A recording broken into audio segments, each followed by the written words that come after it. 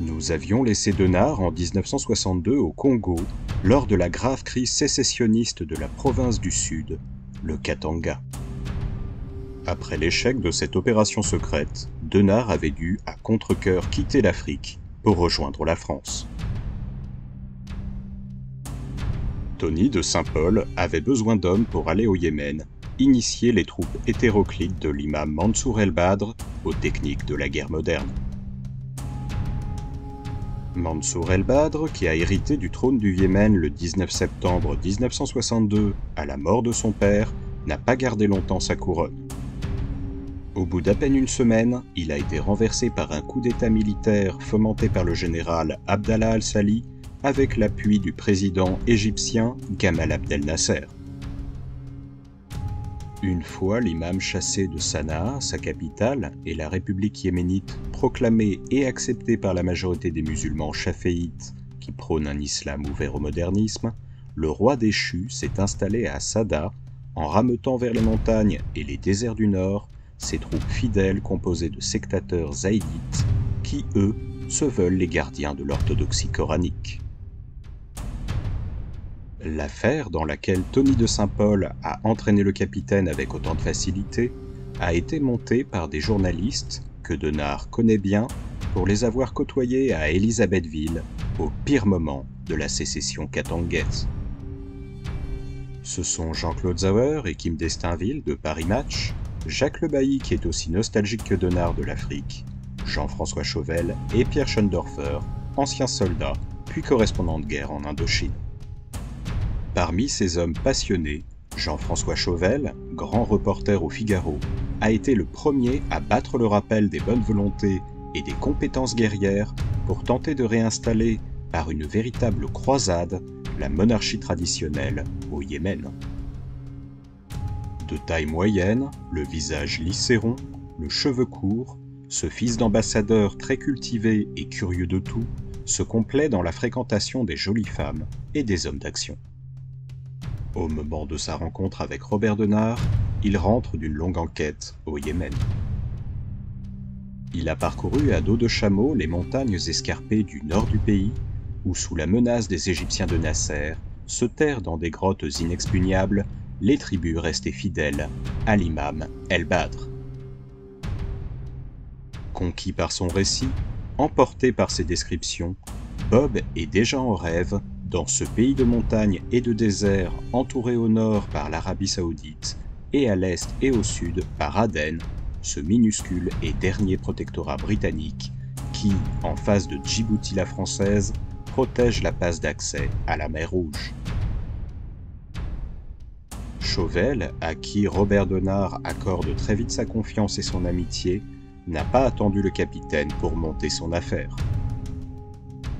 Il a pris des contacts sérieux avec quelques officiers marqués par la guerre d'Algérie. Il parle tout naturellement au capitaine de Falk, avec lequel Denard ne serait pas fâché de retravailler, et indique que des réunions préparatoires ont déjà été organisées à Paris sous la direction du commandant Jean Pouget, un rescapé de Dien Bien Phu. Si Chauvel, pressé de voler au secours de l'imam el-Badr, s'estime satisfait, d'autres journalistes en revanche, en particulier le remuant Jacques Le Bailly, ont fait valoir que les officiers qu'il a contactés n'ont pas le profil requis pour ce genre d'expédition. Ils les trouvent pas assez aventuriers. À force d'insistance, Le Bailly a enlevé le morceau. Il s'est donc tourné vers Tony de Saint-Paul et le commandant François Etzlen, l'ancien second de Falk au Katanga. L'un et l'autre ont le grand mérite de parler l'arabe, ce qui n'est pas le cas du capitaine, puisqu'il ne baragouine que quelques mots courants, appris au Maroc. Jean-François Chauvel et ses amis demandent à Denard de recruter une trentaine de volontaires. Pressé de renouer avec l'aventure, Denard s'abstient de leur faire remarquer qu'il ne sera sans doute pas aisé de trouver rapidement 30 hommes de qualité, mais donne quand même son accord de principe. Au début du mois de mai 1963, Denard accompagne Chauvel à Londres. C'est là que lui et Bob rencontrent l'ancien ministre des Affaires étrangères du Yémen, le prince Si Chami. Une fois le diplomate convaincu du sérieux de l'opération, ils sont contactés par une officine dépendant des services secrets britanniques qui leur permet le soutien appréciable de quelques spécialistes des transmissions. Robert Denard se doute bien que les Anglais, qui ont la fâcheuse tendance de considérer le Moyen-Orient comme leur chasse gardée à cause de sa richesse pétrolifère, ne verront pas leur intrusion d'un très bon œil. Sans oser faire partager ses inquiétudes à Chauvel, il se dit qu'ils n'hésiteront pas une seconde à leur faire payer les pots cassés si l'aventure tourne mal. Afin de ne pas laisser échapper une seule chance de concrétiser ses rêves, le capitaine rengaine ses appréhensions et rentre à Paris avec le prince Sichamy. Chauvel et ses compagnons l'installent dans un appartement cossu de l'avenue de la Bourdonnais. Grâce à celui-ci et aux Anglais, ils réunissent l'argent nécessaire. Reste maintenant au groupe à avoir une idée précise des besoins de l'imam El-Badr. Sans même attendre le retour de l'enquête, Denard rentre à Bruxelles pour recruter des volontaires. Les candidats ne manquent pas, et une fois que Freddy Tillmans et lui ont écarté ce qui leur paraissent trop folklorique, ils se retrouvent à la tête de 17 combattants confirmés. Ces hommes toucheront 1 000 $ US de l'époque, soit 16 000 € par mois, et bénéficieront d'une assurance garantissant à leurs proches 20 000 $, c'est-à-dire 260 000 €, en cas de mort au combat. Bien que le capitaine n'ait pas de mission aérienne à lui proposer dans l'immédiat, le pilote Roger Bracco, que Denard ne cesse de croiser depuis le jour où ils ont signé leur premier acte d'engagement dans l'armée de Tchombe, fait également partie de l'expédition. Une fois que ce groupe de volontaires est à pied d'œuvre, Robert Denard peut enfin rentrer à Paris. Quelques mois plus tard, l'avion qui les attend officiellement à Nice est affrété par des amateurs de safari.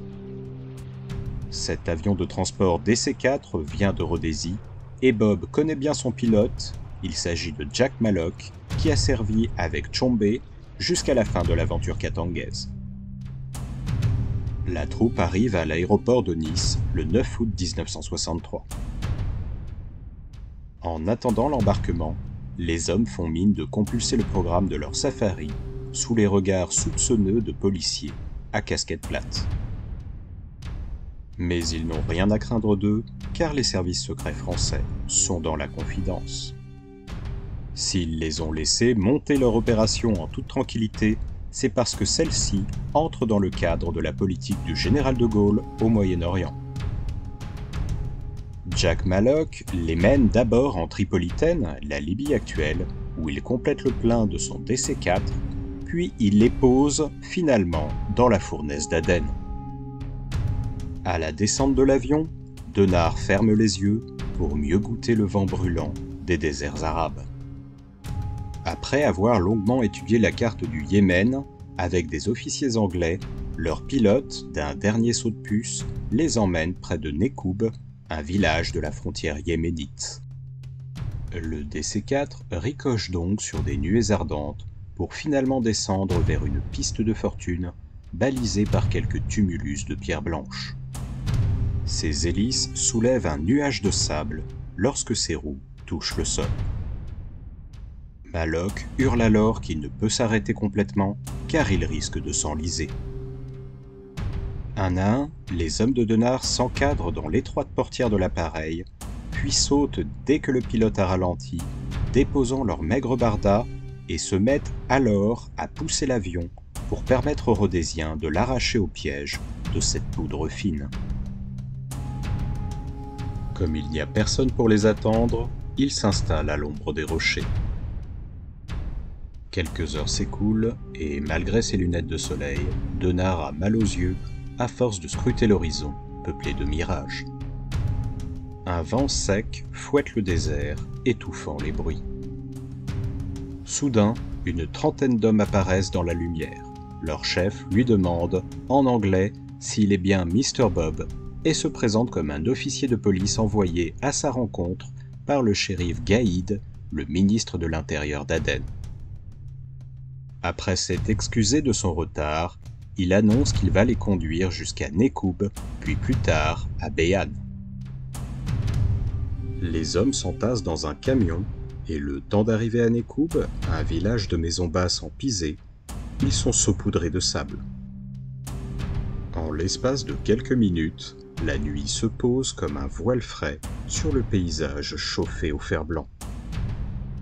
Leur guide décide alors que le moment est venu de rejoindre Beyan, où ils pourront arriver en plein jour sans risquer d'être immédiatement repérés par des nomades au service des ennemis de l'imam El-Badr.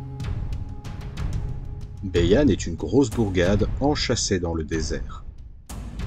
Freddy Tillmans, parvenu au Yémen quelques jours avant eux avec Tony de Saint-Paul et François Etzlen, les accueille. Tillmans lui explique que l'endroit leur servira de base arrière et lui présente le chargé de radio que les Britanniques lui ont détaché. Le ministre de l'Intérieur d'Aden, qui possède une charmante maison à l'écart de Beyan, offre son hospitalité à Denard ainsi qu'à son groupe.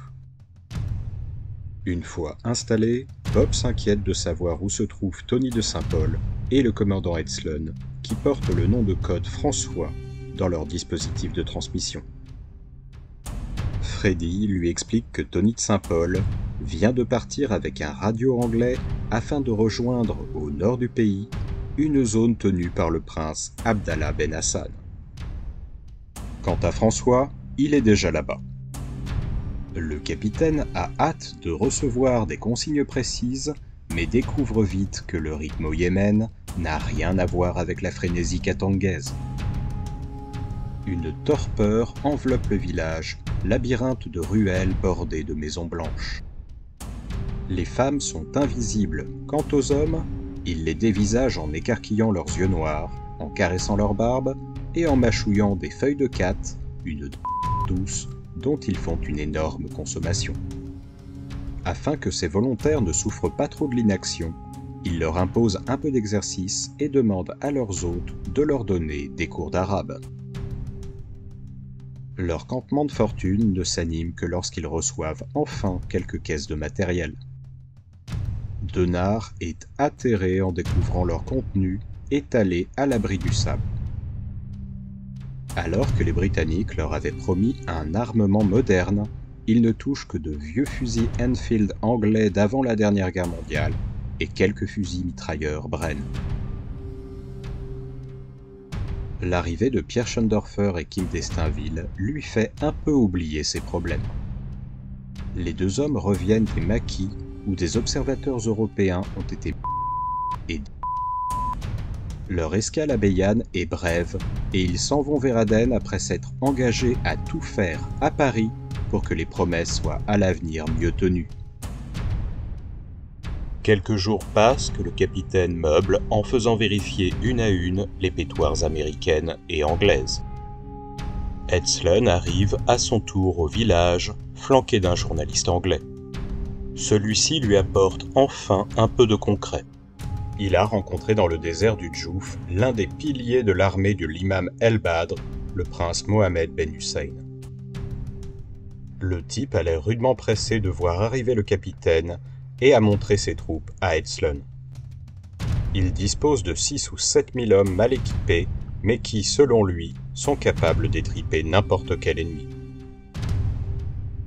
Impatient de rejoindre le prince, Robert Denard consulte avec son ami Etzlen une carte routière du Djouf, sur laquelle aucun relief n'est mentionné avec précision, et repère l'endroit où il établira son campement de base. Avant de partir, Bob dépêche Karl Cook et 2 hommes pour épauler Tony de Saint-Paul, qui a pris Stamboul pour nom de code et a rejoint le prince Abdallah Ben Hassan, tout à fait au nord du désert, d'où revient Etzlen. Leur guide les ramène à Nekoub, et comme ils espèrent recevoir bientôt une nouvelle livraison d'armes, Freddy et un radio restent sur place afin de surveiller la piste d'atterrissage. Estimant que cela faciliterait le convoyage de l'armement, Robert Denard hésite un instant à attendre l'avion, mais leur guide leur laisse entendre qu'ils sont sous la surveillance constante des Bédouins qui risquent d'alerter les espions du général Abdallah al-Sali. Au moment où il s'apprête à donner le signal du départ, Jean-Claude Sauer revient à son tour des montagnes du Nord avec quelques gardes du corps taciturnes. Le journaliste de match lui donne quelques nouvelles de Tony de Saint-Pol qui a commencé à entraîner les tribus du prince Abdallah Ben Hassan. Après ce dernier contretemps, le groupe prend la route du désert du Nord dans un camion Ford. Coiffés de chèches, ils disposent chacun d'un fusil et de 50 cartouches. Le chauffeur du camion avertit Denard avec un anglais approximatif qu'ils sont bien au pays de l'imam. Sans se soucier de savoir s'il comprend le français, ni même de tester sur lui les bribes d'arabe que leurs hôtes de Béane leur ont appris, il lâche « Eh bien, c'est pas trop tôt ». Le camion progresse à bonne allure sur des langues de sable dur et des glacis d'éclats de roche. Des nuées de chaleur brouillent l'horizon.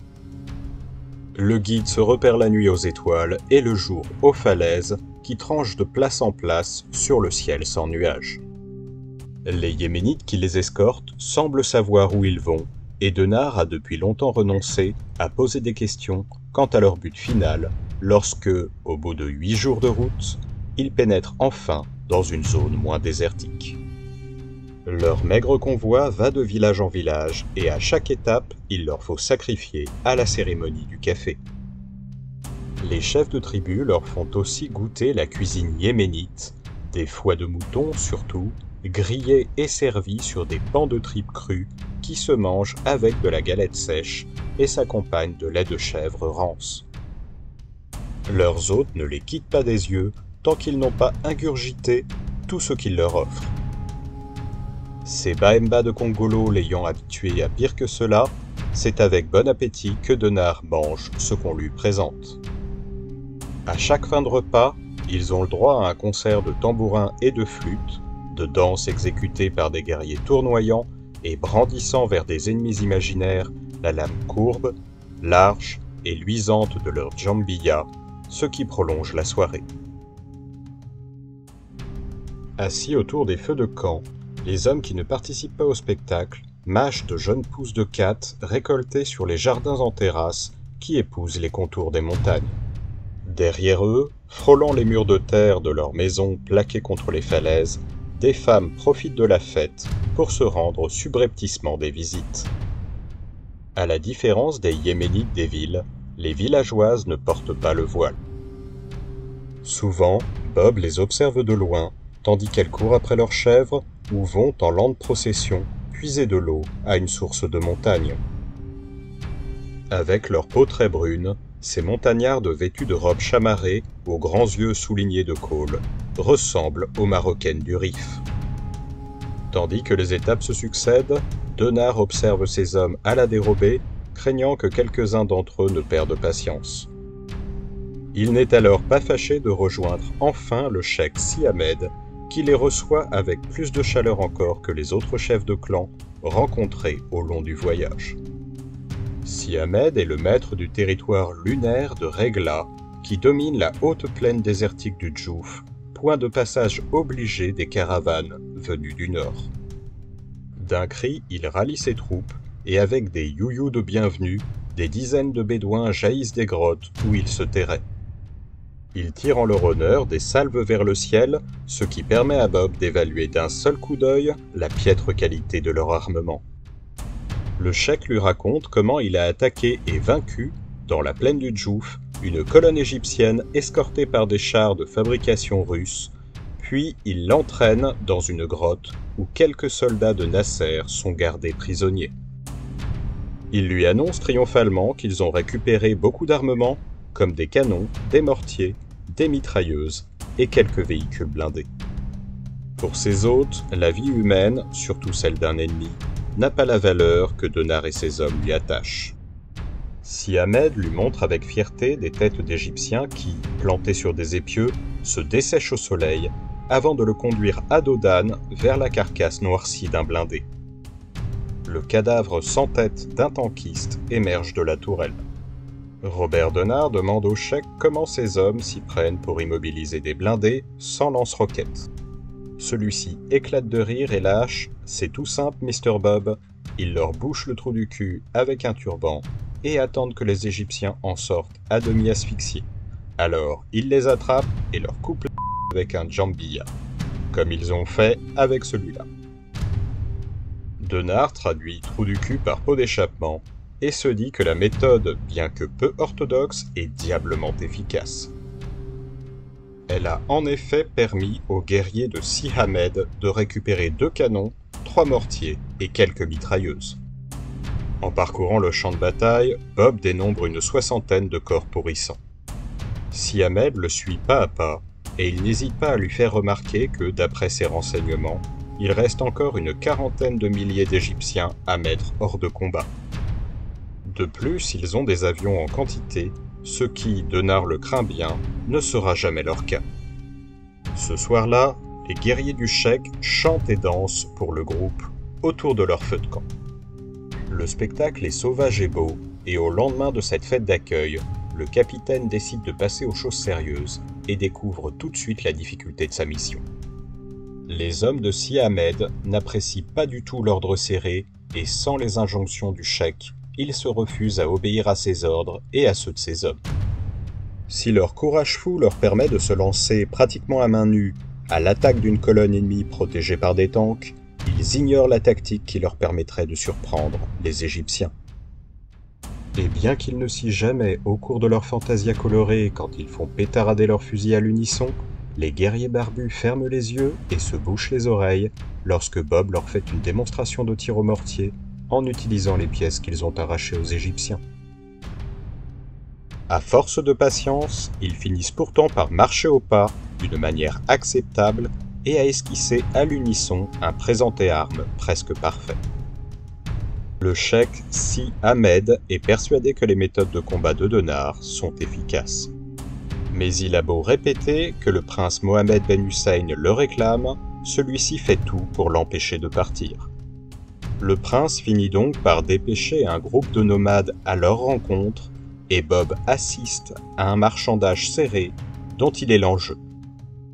Il faut que des pièces d'or changent de main pour que le cheikh Si Hamed le laisse enfin s'en aller après avoir exigé de lui qu'il laisse 2 hommes afin de parfaire l'entraînement des siens. Un goulot mène à l'immensité du Djouf et à l'opulente oasis saoudienne de Najran. Comme des avions égyptiens survolent souvent leur convoi, il prend la décision de ne rouler que de nuit. Ils passent donc leur journée terrés sous les rochers.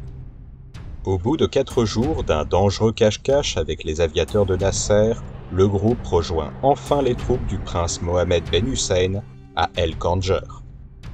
L'homme qui les accueille n'a guère plus de 25 ans. Barbu, le visage fin, le regard vif et noir, il a ramené de ses études en Europe et en Égypte un Anglais châtié. Il donne des ordres brefs pour que les hommes soient installés au plus vite sur le campement qu'il a prévu pour eux et entraîne le capitaine dans une maison basse transformée en PC. Il dit alors à Denard que lorsque le coup d'État a éclaté en septembre, il sortait tout juste de l'académie militaire du Caire. Le prince est assisté par un interprète européen qui parle un français déformé par un fort accent américain et affirme se nommer Abderrahman de Bourbon-Condé. Même si son nom sent la frime, le bonhomme, paré de vêtements yéménites d'un grand raffinement, inspire au capitaine une telle sympathie qu'il décide de lui faire confiance. Après les inévitables formalités de bienvenue, le prince raconte que son oncle, l'imam El-Badr, lui a confié le commandement d'une immense zone de désert et de montagne coupée en biais par la route menant d'Arib à Sanaa, l'ancienne capitale, tandis que ses frères Ahmed et Ali, ainsi que son cousin Abdallah, recevaient la responsabilité d'autres secteurs. L'armée que Nasser a dépêchée au Yémen est cantonnée en une dizaine de points disséminés dans le Djouf, cet axe stratégique donnant à celui qui le tient toutes les chances de gagner la guerre. Il dit qu'il a porté à ses chiens d'Égyptiens quelques coups d'épingle en détruisant de nuit 2 de leurs campements, mais avec leurs avions et leurs chars, il n'est pas possible de lancer des attaques de jour. La petite armée du prince, forte de 3000 hommes, se cache dès le lever du soleil dans des grottes d'où les Égyptiens n'ont jamais encore tenté de les déloger. Le prince affirme qu'il pourra, le moment venu, disposer de 40 000 guerriers, soit la quasi-totalité des nomades et des villageois du Djouf. Il dit alors « Vous ne pouvez pas imaginer, Mr. Bob, combien mes soldats sont bons tireurs. Ils touchent un ennemi à plus d'1 kilomètre. Il y a quelques mois, ils ont abattu près de 200 parachutistes sans perdre un seul homme. » La montagne où le groupe se cache est balisée de canons de mitrailleuses pris sur l'ennemi. Malheureusement inutilisables, ils servent de piquet de tente. Vu les faibles moyens de son hôte, Denard le convainc sans peine qu'il serait, pour l'instant du moins, tout à fait illusoire d'espérer entreprendre une action directe sur Sanaa. Il lui propose alors de former et d'instruire au plus vite quelques unités mobiles afin d'interdire le ravitaillement des camps égyptiens. En attendant les livraisons d'armements lourds qui leur permettraient de faire jeu égal avec l'armée égyptienne, il suggère aussi de mettre sur pied 3 groupements opérationnels dotés de mortiers, de mitrailleuses et de canons. Il tient également à avoir les moyens de former des groupes de saboteurs. Le pseudo-Bourbon-Condé, toujours aussi aimable et volubile, traduit ces requêtes qui sont toutes acceptées. Le prince lui confie 250 volontaires pour former un premier groupement mobile. Tandis que Bob prend ses marques, il manifeste à son égard autant de sympathie que de tolérance. Ayant remarqué que les hommes du capitaine se pliaient difficilement au rituel des repas qui veut que l'on mange à la main, celui-ci se démène pour leur trouver des couverts en argent. Chaque jour ou presque, des MiG et des Yak, cédés par les Russes aux Égyptiens, viennent lâcher quelques chapelets de bombes sur leurs montagnes. Entre 2 attaques, Robert Denard fait presser l'entraînement des Yéménites. S'ils s'habituent à manœuvrer avec ensemble, les choses se compliquent lorsque le capitaine aborde le service des armes lourdes. Les montagnards préfèrent et de loin leur sabre traditionnel à l'armement moderne et ne trouvent pas digne de rester à l'écart de la mêlée en pilonnant l'ennemi avec des obus, si efficace soit-il. Bob a beau leur expliquer que les grandes batailles se gagnent ainsi, ils ne veulent rien entendre. La rudesse du climat et la nourriture font des ravages parmi les volontaires.